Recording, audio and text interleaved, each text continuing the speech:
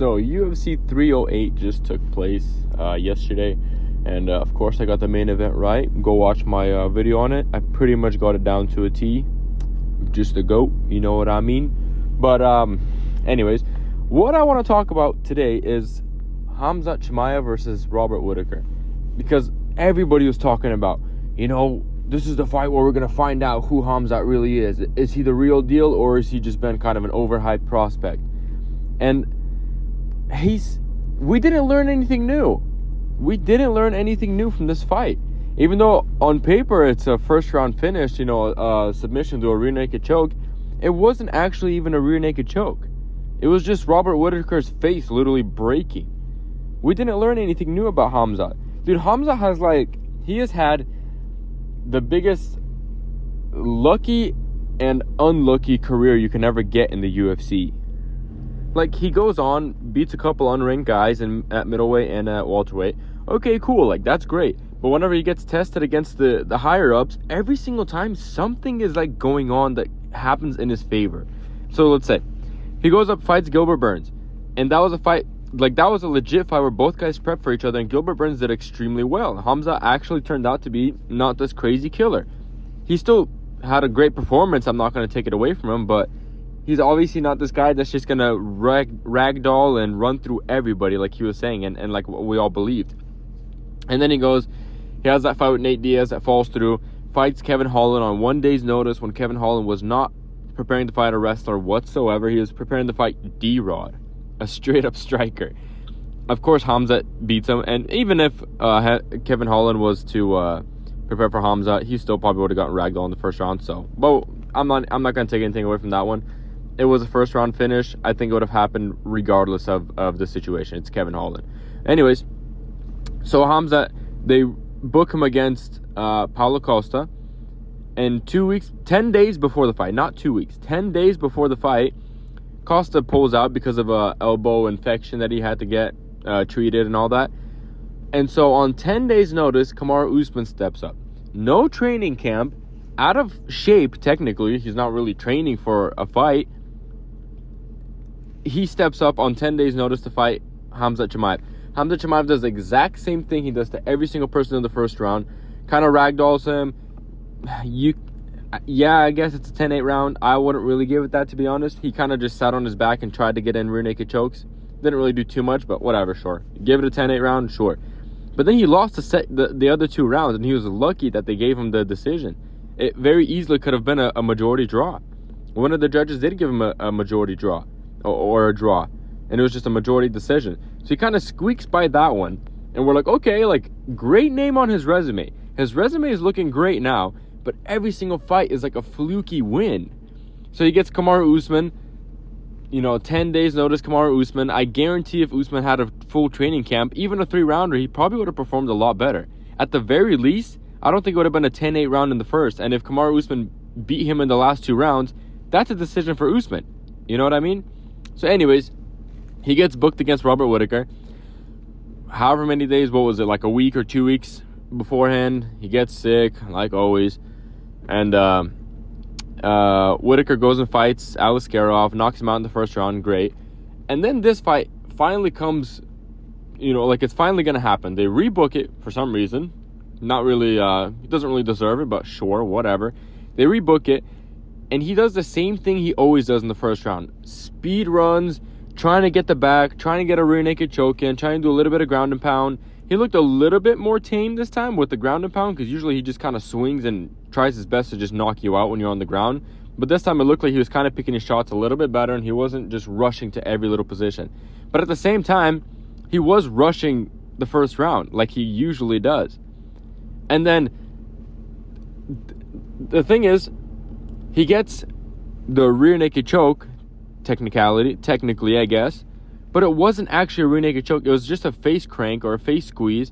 And Whittaker instantly tapped. At first I was like, what the hell? What happened? And it turns out, if you saw the pictures, Whittaker's jaw broke. 3 of his teeth are basically in his mouth. And I don't know if that's just on Whittaker. Maybe Khamzat just happened to hit the right point and it just cracked it open. Maybe Whittaker had an injury coming in. Maybe he got hit enough times there. It kind of ended Whittaker's career, to be honest. But whatever, I guess.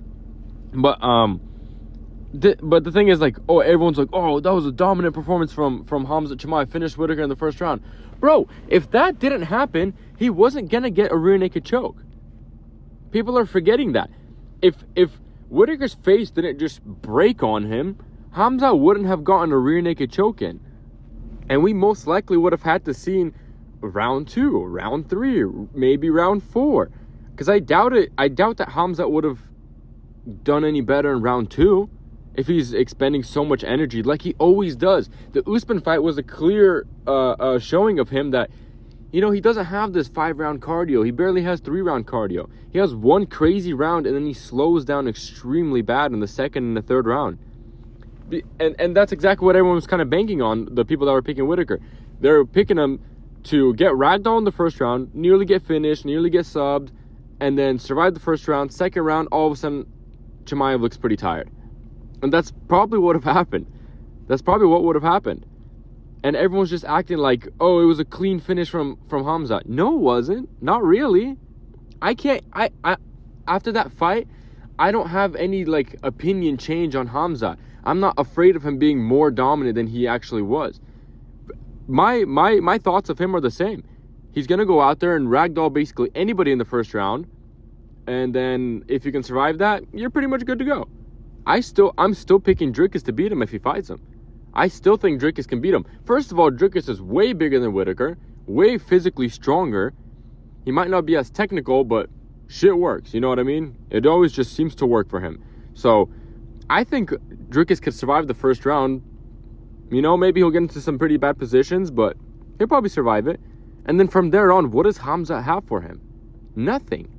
Khamzat isn't all that technical either. He's crazy on the ground, but if he's pretty gassed in the second round, you think he's going to take down someone like Dricus? I don't think so. I don't think it's going to happen.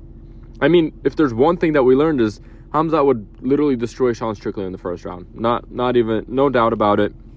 He would have destroyed Sean Strickland. Strickland has pretty decent takedown defense, but it's nothing crazy. And so does Whitaker. Whitaker has pretty good takedown defense, and if he gets taken down, he never gets into bad positions. And yet, Khamzat was able to get him into some pretty bad positions. But, yeah, I don't think Strickland is all that on the ground. So I think Strickland would have gotten ragdoll in the first round, submitted. Easy fight for Khamzat at the end of the day. But the thing is, like, I can't even say that if they rebook this fight again, that Khamzat would do worse. Because I feel like he could probably just pull off the same neck crank in a year or 2 years whenever Robert Whitaker decides to come back. And he's just going to break his face again. So, I mean, maybe that was just Whitaker's weakness. Who knew? Like, who knows? It could have just been that. But what I'm trying to say is I don't see Khamzat as any more of a beast than he ever was. Like, he has the same threat he's always kind of had. A crazy pace in the first round. Extremely good ground game. His jiu-jitsu is crazy. His wrestling is extremely good. He's extremely strong.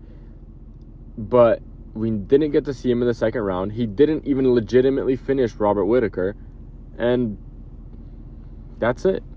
I mean, and people are saying, well, this was going to be... I remember listening to John Anik saying something on the lines of, like, this was the fight that we're going to see who Khamzat really is. Like, if he can take out Robert Whitaker, then, you know, he's the real deal. And I guess he's the real deal.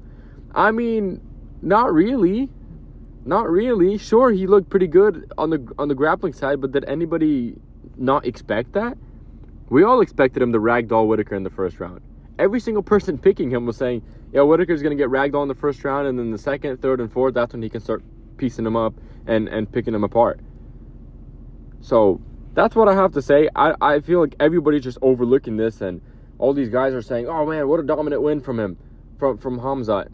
Yeah, it's dominant, but it's your typical first-round Khamzat. And if Whitaker's face didn't just break, like, dude, Khamzat has the craziest luck. How does someone's face just break on them whenever you just barely squeeze on it? He literally didn't even have the face crank fully locked in, and he wasn't even putting pressure on it. He just grabbed it, and Whitaker instantly tapped. Like, what? When has that ever happened? It's just like luck, man. It just happens for him. I mean, who knows? Maybe he'll fluke a way over and win a win over Dricus. Who knows? He'll just fluke his way to the title and become the GOAT. Who freaking knows? But I'm just saying, man, this win, I can't consider as like a legit win. And now that, you know, he submitted, quote unquote, Robert Whittaker in the first round, we're going to look at him as a completely different beast. Like, wow, he just ran through Whittaker. No, he did the same thing that we all expected, and the same thing he always does. And Whittaker was doing pretty good and keeping himself pretty safe from all these chokes and stuff like that. And then I guess a face crank was all it took to break Whittaker's face apart. So I guess that's what happened. I can't really give Khamzat all the credit of destroying Whittaker. Can't really say it was a destruction unless he legitimately finished him. If he actually got the rear naked choke and submitted him, shit, I guess he's really that good. But he got a face crank. That's not something that somebody would usually submit to. That's just a face crank. It's uncomfortable. It sucks. It's like a Colby Covington versus Masvidal face crank. Just pisses you off, you know? But I guess Khamzat is a beast, and he's going to do whatever he wants to anybody. But I won't be surprised if someone like Dricus can beat him. I won't be surprised at all. I'll probably still pick Dricus to beat him if that's the next fight to do. But I don't care about Dricus versus Strickland. I don't care about that fight. It means nothing to me now. Just book Khamzat versus him. At least there'll be something interesting. Yeah. That's really all I had to say. For my 2 or 3 viewers that keep watching me every time, thank you guys for your support. Let me know in the comments if you guys agree or disagree with what I'm talking about. Yeah. See ya.